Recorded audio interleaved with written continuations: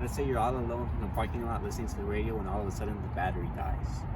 The radio shuts off and you're surrounded in complete silence and utter terror because you're all alone. With the car battery dead, you can't start the car and you can't go home. But with the jump start kick, you can start the car and go back home. And I'm going to show you how to do that. First, we have to determine whether or not the battery is dead. To do that, you can do it in a variety of ways. You can try by starting the car. Usually the engine will crank, but the car won't start. Another way you can tell is by trying to turn on the headlights, and since the battery is dead, the headlights won't turn on.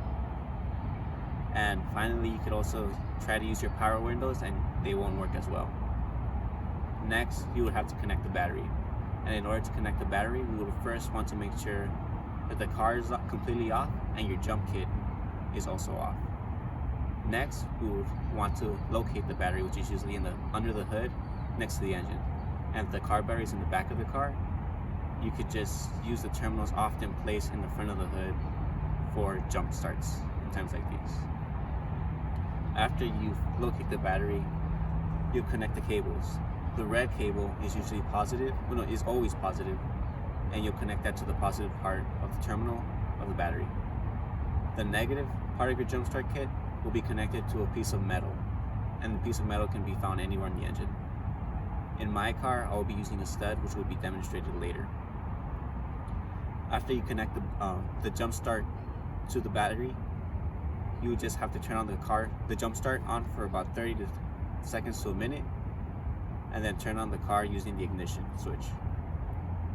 If it doesn't turn on, just leave the car connected to the jump start kit for another minute or so, and if it still does not turn on, there's probably something else wrong other than your battery. After that, if the car does turn on, you should drive around for about an hour so that the alternator charges up the battery, and you should be fine to start up the car again the next time you try to turn it on. Now you can listen to the car radio as long as you want without having to worry about a car battery problem. I will now demonstrate how to connect the jump kit to the car battery. First, you start by opening up the hood, and it's usually in the driver's seat.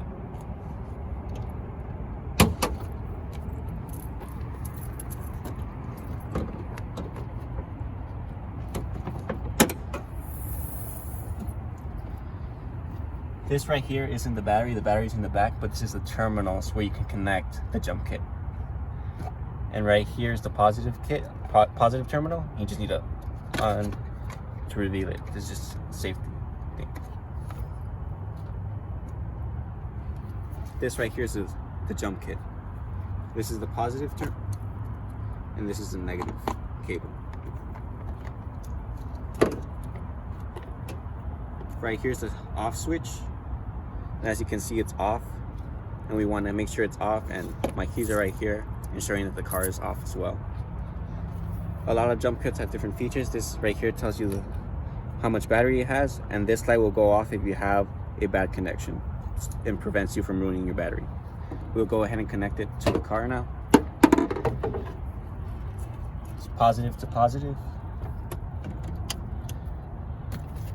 and negative to any piece of metal, and in this case will be a stud on this part of the car engine. Now usually we'll just switch the jump kit on, and that should provide charge to the battery, but since my car battery is not dead, we will not do that, and I'll go ahead and remove this. But traditionally, you'll leave this connected, turn it on, wait for about 30 seconds, and then go into the car and start it. That will conclude the demonstration.